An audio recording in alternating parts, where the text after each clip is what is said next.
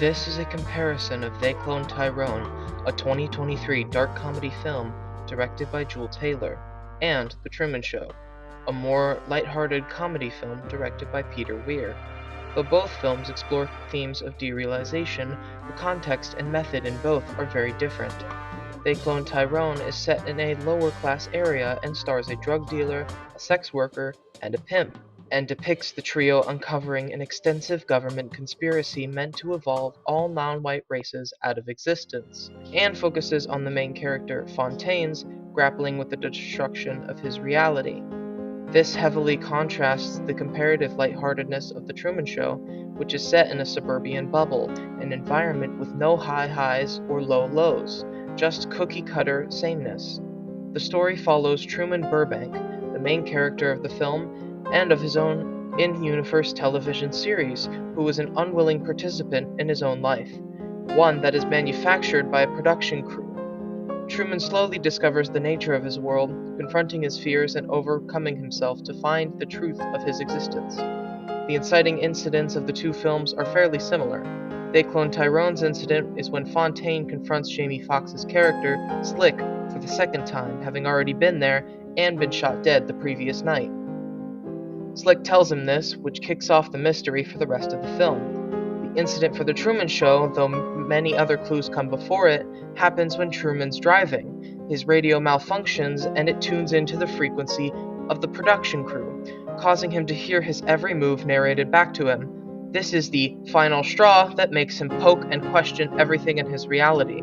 Both characters are subsequently thrown into a frenzy trying to discover exactly what they're being lied to about.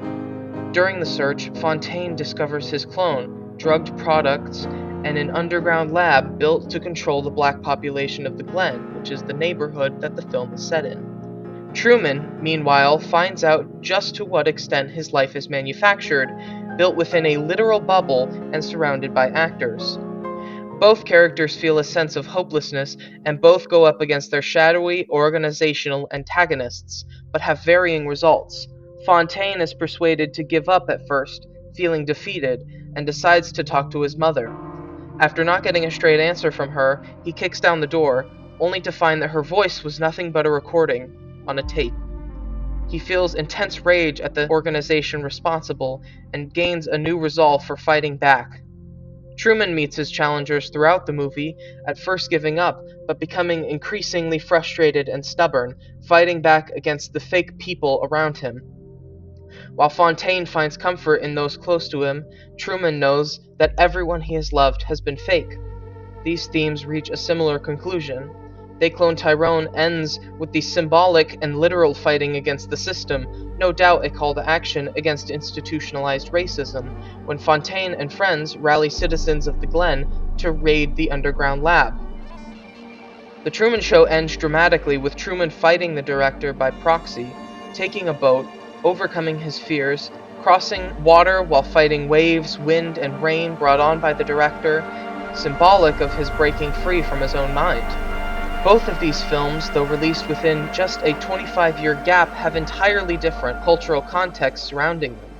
The biggest differences, culture-wise, are the movements towards racial justice and how the American dream has changed over time.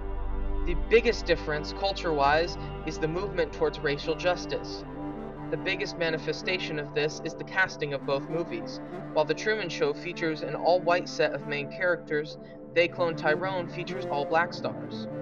The difference, while it could be chalked up to the different directors and producers of these films, I think that the root cause is the shift in politics and the rise of streaming platforms. Firstly, audiences are much more accepting today of actors who do not fit the, quote, normal template for a movie star, and therefore studio executives, with their infinite lust for money, are going to be more accepted.